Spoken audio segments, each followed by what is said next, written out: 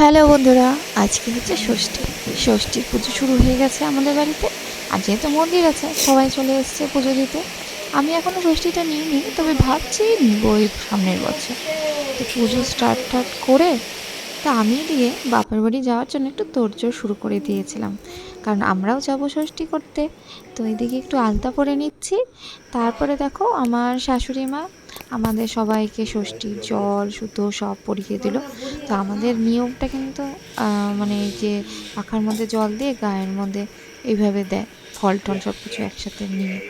এক একটা বাড়িতে এক এক রকম নিয়ম থেকে, আমার বাপের বাড়িতে আবার আরেক রকম নিয়ম। তো এরপর আমার বর তো কাজে চলে যায়, কারণ ওনার ছুটি নেই, ওনাকে কাজে যেতে হয়। আর আমার মেয়ে আর আমি দুজন মিলে চলে যাই ষষ্ঠী করতে। তা যেখানে মানে জামাই ষষ্ঠী, সেখানে জামাই যায় না, এবার মেয়ে আর নাতনি যায়। তা আমরা রেডি হয়ে গেছি, দেখো ষষ্ঠীর সেজে গুজে একদম। তো রেডি হয়ে চলে এসেছি, পৌঁছে গেছি বাপের বাড়িতে। আমার বাপের বাড়ি যেরকম খুবই কাছে, ওই জন্য বেশি সময় লাগে না। বাড়িতে আসার পরে মাও আবার রিচুয়ালসটা করে নিল।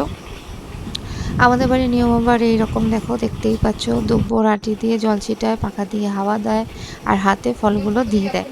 তো বললামই, একটা বাড়িতে এক এক রকম নিয়ম, আমার বাপের বাড়িতে একরকম, শ্বশুর বাড়িতে আর এক রকম। তো এই করে, তো প্রথমে তো সমস্ত কিছু কৌটোর হাতে সুতো টুতো বেঁধে গিফট আদান প্রদান হলো, সব কিছু হলো।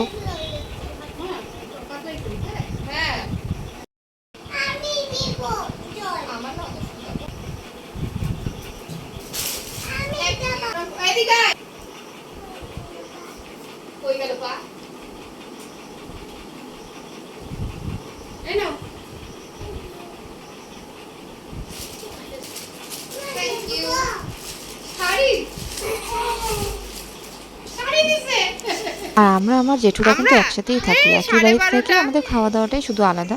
তো আমার এক জেঠুর মেয়ে, ওরাও চলে এসছে ষষ্ঠী করতে। কি ভাল লাগছে ওদেরকে দেখতে, তাই না? তো এদিকে দেখো আমার বোনের অবস্থা, দুই ভাগ্নিকে দিয়ে কেমন খাটাচ্ছে, হাত পাতে পাচ্ছে। আমরাও যখন মামাবাড়িতে আগে ছোটোবেলায় যেতাম না, এরকম মজা হতো, ভাই বোনেরা সব এক হতাম, আর শুধু খেলা। এখন যেটা আমার মেয়েরা করছে বলো, দেখতেও ভালো লাগে। আর আমার বরকে দেখো রাত্রি 9টার সময় এসছে ষষ্ঠী করতে। সেদিন অবশ্য আমরা থেকেই গিয়েছিলাম, কারণ এত রাত্রে ও এসছে, ওই জন্য আমরা আসিনি বাড়িতে, পরের দিনটা এসছি।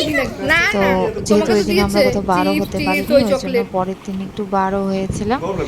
বার হয়ে একটু ঘুরে টুরে আমাদের জলপাইগুড়িতে আর কোথায় যাবো বলো। তো আর ওয়েদারও আজকাল আমাদের এখানে ভালো না, খুব বৃষ্টি হচ্ছে।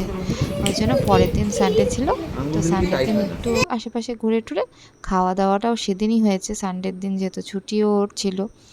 খাওয়া দাওয়া সেরে একদম ভুরিভোজ করে একটু ঘুরে বেরিয়ে ষষ্ঠীটা এবছর এরকমই কাটালাম, তবে খুব ভালোই কেটেছে।